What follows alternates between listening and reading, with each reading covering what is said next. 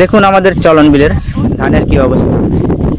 ধানগুলো অনেক বড় বড় হয়ে গেছে, কিন্তু এই ছাগল দিয়ে এভাবে খাওয়াচ্ছে। আমি দেখাই, এই দেখুন ধানের মাথাগুলো খেয়ে ফেলছে। নদীতে পানি বৃদ্ধির পথে, যদি পানি বৃদ্ধি পায় তাহলে তো ধানগুলো ডুবে যাওয়ার উপক্রম হবে, কারণ মাথা খেয়ে ফেলছে, ধান বড় হতে পারছে না। এটা হচ্ছে চলন বিলের মাঠ। দেখুন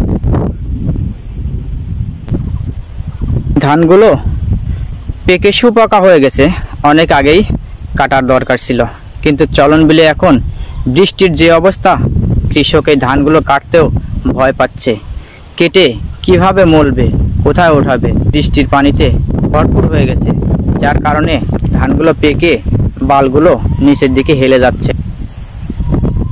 ঘাস মারা ওষুধ দিয়েছে, দেখতে পাচ্ছেন ওষুধের বোতল ডালে রেখে গেছে, যাতে মানুষ জানতে পারে যে এখানে ওষুধ দেওয়া হয়েছে, গরু ছাগল খাওয়ানো যাবে না। কিন্তু তারপরে দেখুন এই জমি থেকে ধান হওয়ার যা আছে সব ধান দেখুন খেয়ে ফেলেছে। এই যে ছাগলগুলো, এই যে ছাগল দেখুন না, ছোট্ট ছোট্ট ধান, ধানগুলো খেয়ে কি করছে দেখুন, একটা ধানেরও মাথা নেই। এই ধান কেমন করে হবে?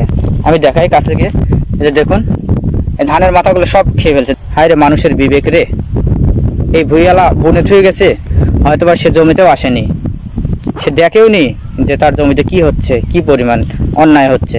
এদের বিবেক বলতে কিছু নেই, খাওয়ায়া নিয়ে যাচ্ছে। চর এনায়েতপুর কবরস্থান। প্রিয় দর্শক মন্ডলী, এই জমিতে ধান লাগানো হচ্ছে, অনেক দোপা জমি তো ধান লাগাচ্ছে। আসসালামু আলাইকুম, কেমন আছেন? কি ধান লাগাচ্ছেন মামা? আমন ধান লাগাচ্ছি। আমন ধান তো অনেকগুলো হয়ে গেছে, বোনা হয়েছে, আবার এইগুলো লাগালে কি হবে এই দোপা জায়গায়? হ্যাঁ লাগাচ্ছি তো, শুকনার পর এখন দেখি বৃষ্টিপাত হয়ে কিরকম হয়, নতুন করে লাগাচ্ছি। তার মানে ইনশাল্লাহ বৃষ্টি বাদল হলে পরে হবে। আর বৃষ্টি বাদল তো এক লাগারে হতেইছে। তারপরে আমি মাঠটা ঘুরলাম, এই মাঠে প্রচুর পরিমাণে ছাগল আছে। এই ছাগল তো দেখলাম একটা জমিতে ওষুধ দিছে, ওষুধ দেওয়ার পরে এমনভাবে খাওয়াইছে যে সেই জমিতে আর মনে হয় ধান হওয়া এত তাড়াতাড়ি সম্ভব না। কাজে এই ছাগল আলাদের প্রতি আপনার কি অভিযোগ আছে বলেন তো? ছাগল আলারা এখন মতন খাওয়াচ্ছে, এখন জমি তৈরি করতেছে না, এখন তাদের নিজের জমি না, পরের জমি খাওয়াচ্ছে রাহাজানি করে।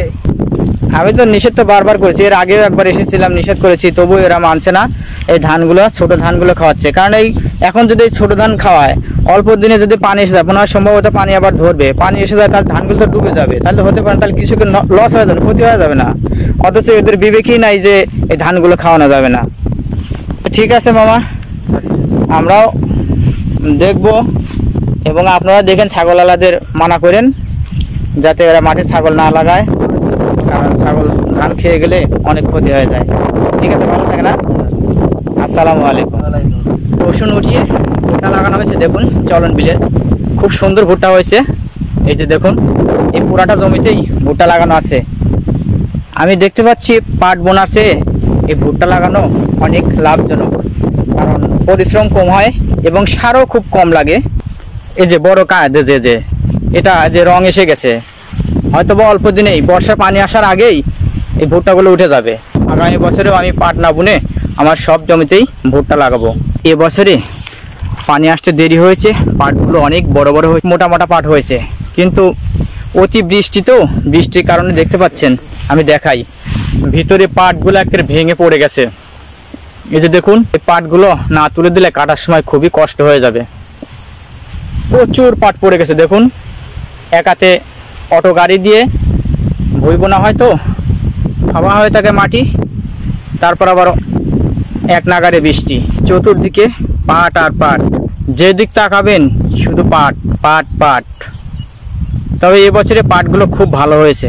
এই যে দেখুন আমি ঘুরে ফিরে দেখাই, মাঝখানে ধান, আমন ধান, তারপরে চতুর্দিকেই দেখতে পাচ্ছেন পাট দ্বারা বেষ্টিত। বৈদ্যুতিক খাম্বার অর্থাৎ পোলের মাথায় দেখতে পাচ্ছেন পাখি বাসা বেঁধেছে, ট্রান্সমিটারের পাশেই। চলন বিলে সারা আকাশে মেঘ ভাসছে। এই যে দেখুন আমি তারই মধ্যে এসেছি ভিডিও করতে। এই দেখুন সারা আকাশে মেঘ, বৃষ্টি আসতে পারে যে কোনো মুহূর্তে। মাঠ থেকে নিয়ে আসছে খাওয়ানোর পরে। যাও যাও শোনা, যাও যাও, ভিজ দেয় ও মা,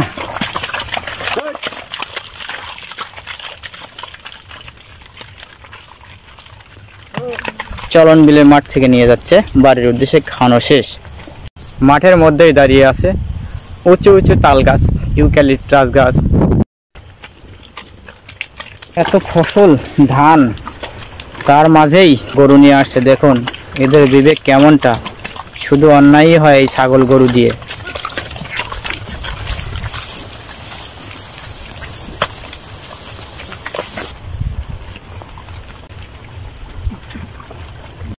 বর্ষার পানি এসেছিল কিছুদিন পূর্বে, আবার চলে গেছে, সেখানে পানি আটকে আছে। দর্শক মন্ডলী দেখুন কিভাবে অন্যায় করছে। প্রিয় দর্শক মন্ডলী, আমি এতক্ষণ চলন বিলের ফসলের মাঠ ঘুরে ফিরে আপনাদের দেখালাম। ভিডিওটি কেমন লাগলো অবশ্যই কমেন্ট করে জানাবেন। আর আমি দেখালাম চলন বিলের ফসলগুলো, অবশ্যই আপনাদের ভালো লেগেছে। আর যদি ভালোই লেগে থাকে অবশ্যই ভিডিওটি শেয়ার করে দেবেন, লাইক কমেন্ট করে উৎসাহ জানাবেন।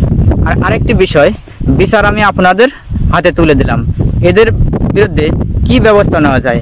এই যে আমন ধানগুলো ছাগল দিয়ে এই নরম জমিতে, বৃষ্টি হচ্ছে প্রচুর নরম জমিতে, ধানগুলো মাথাগুলো খেয়ে ফেলছে। অল্প দিনে যদি পানি এসে যায় তাহলে ওই ধানগুলো নিতল হয়ে ডুবে যাবে। তাহলে এদের বিরুদ্ধে কি ব্যবস্থা নেওয়া যায় অবশ্যই কমেন্ট করে জানাবেন, তাহলে হয়তো আমি পরবর্তীতে তাদের বিরুদ্ধে ব্যবস্থা নিতে পারবো। সবাই ভালো থাকুন, সেই প্রত্যাশায় আমি সিয়াম রেজা চলন বিলের ফসলের মাঠ থেকে আজকের মতো বিদায় নিচ্ছি। ভালো থাকবেন, সুস্থ থাকবেন, আল্লাহ হাফেজ, আসসালামু আলাইকুম।